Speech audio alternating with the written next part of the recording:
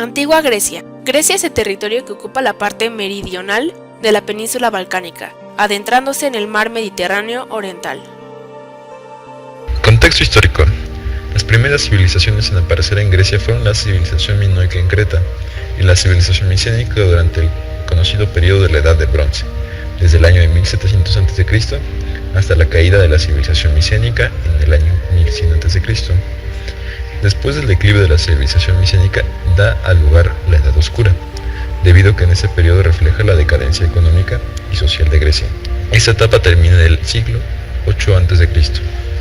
Convencionalmente el inicio de la época arcaica se establece en la primera Olimpiada en el año 776 a.C., mientras que el final lo marca la revuelta de Jonia en el año 499 a.C., cuando los griegos de la costa de Asia Menor pidieron ayuda a las ciudades de Grecia continental para frenar la expansión del imperio persa, lo que desembocó en las guerras médicas.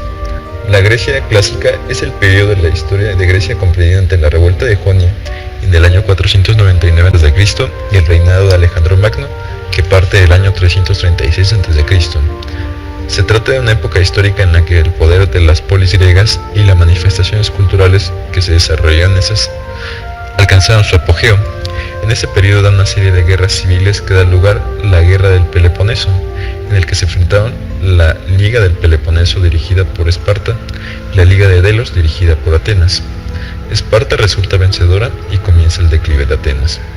Posteriormente, Tebas logra la hegemonía al derrotar a Esparta. Sin embargo, en el año 338 a.C., Macedonia toma el control de la Helade. La época helenística. Este periodo parte de la muerte del líder macedonio de Alejandro Magno en el año 323 a.C. hasta el suicidio de la última soberana helenística, Cleopatra VII de Egipto, y la victoria de los romanos en la batalla de Accio en el año 31 a.C. Este periodo es considerado una época de transición entre el ascenso romano y el declive griego. En ese periodo las ciudades de estado griegas, como lo eran Atenas, Esparta y Tebas, llegaron a su declive y fueron sustituidas por ciudades como Alejandría, Pérgamo y Antioquía. Homero fue un poeta enorme de la antigua Grecia, cuya vida se inicia y transcurre en el siglo VIII a.C.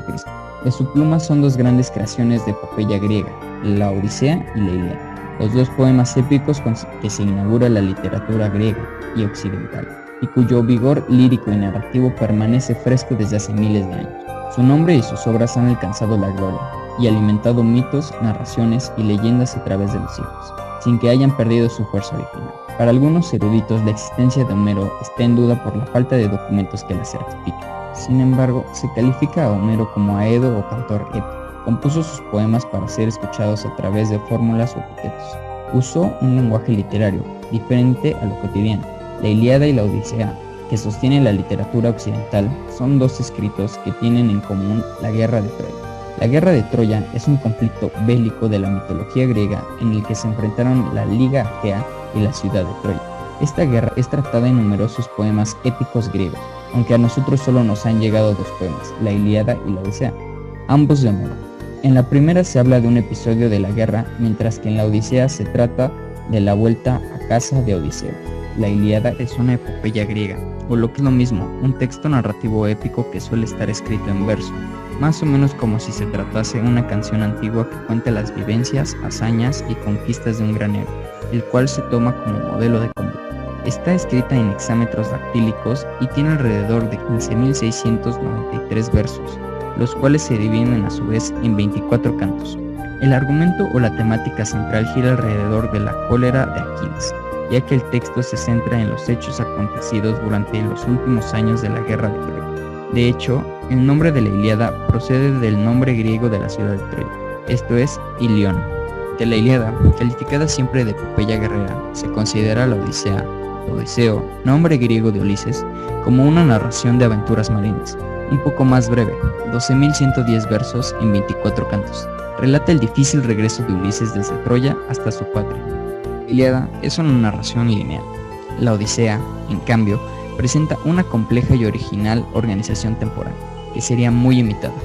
Pueden apreciarse claramente tres partes. Los cantos del 1 al 4 son conocidos como la Telemaquia y relatan las investigaciones que efectúa Telemaco sobre el paradero de su padre, Ulises. Asimismo, se presenta la situación de Penélope, la fiel esposa de Ulises, aseída por los pretendientes que pretenden casarse con ella para apoderarse del reino. La mitología griega. Por mitología griega se entiende todo el conjunto de mitos y leyendas que pertenecen a los antiguos griegos, en las que se habla de sus dioses y héroes, su naturaleza en el mundo y sus orígenes, además del significado de sus cultos y rituales. Los distintos mitos griegos fueron elaborados para dar una explicación a los orígenes del mundo, de la vida y de las distintas aventuras de una considerable variedad de dioses, héroes y criaturas mitológicas. Los relatos de los dioses de la mitología griega empezaron con Gea, la madre tierra, y Urano, el dios del cielo, los cuales tuvieron muchos hijos, entre ellos su hijo menor Cronos, dios del tiempo, quien más tarde derrota a su padre y se convierte en el señor del universo.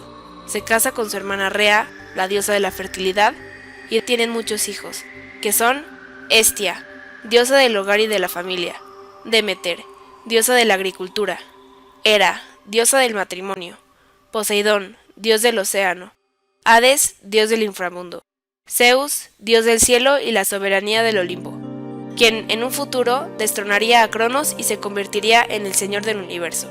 De los dioses anteriores descienden los dioses de segunda generación. Los más importantes son Hefesto, Ares, Dionisio, Hermes, Atenea, Artemisa, Apolo y Afrodita. Organización social.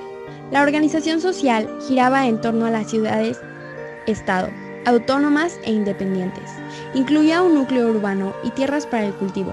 Sin embargo, muchos campesinos se hicieron habitantes de las capitales al encontrar en ellas lugares para hacer vida social.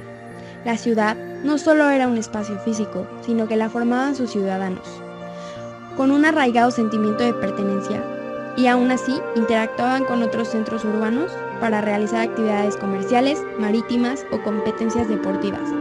Por otra parte, se trataba de una sociedad esclavista y muy desigual, donde las mujeres carecían de derechos políticos, estando sometidas al varón, ya fuese al esposo o al padre, al igual que los llamados metecos, que eran personas del extranjero. Teatro. El teatro comenzó como rituales de campesinos y pastores para anular a Dionisio, dios de la agricultura y del vino. Se trataba de cantos orales que imitaban a los animales y a los ruidos del bosque, donde moraba este dios. Las obras se representaban al aire libre en una tarima, cerrada por un muro al fondo y galerías escalonadas al frente, en semicírculo. El Estado griego proveía alimento para los miles de asistentes, pues las representaciones duraban todo el día, y pagaba la admisión de los ciudadanos que no contaban con recursos. A partir de estas fiestas surge la tragedia y la comedia, del teatro clásico, cultura teatral de la antigua Grecia. Características. Solamente actuaban hombres, los que solían llevar una máscara, peluca y túnica en colores vivos para los personajes principales, en color negro para los personajes tristes y en colores neutros para la gente del pueblo. Algunos actores calzaban zuecos para simbolizar la superioridad de los otros personajes en la obra. El coro estaba compuesto hasta por 50 hombres, pero Sófocles estableció su número en 15. La tragedia griega se caracteriza por dos formas expresivas, una dionisíaca, relacionada con la música y la embriaguez, y la otra caracterizada por la contención y la mesura. Revela problemas del mundo griego y su acción se sitúa en el cruce de dos mundos, el mundo heroico, del género héroe homérico, y el mundo guerrero, ciudadano o la polis, la comunidad mayor en la Grecia antigua.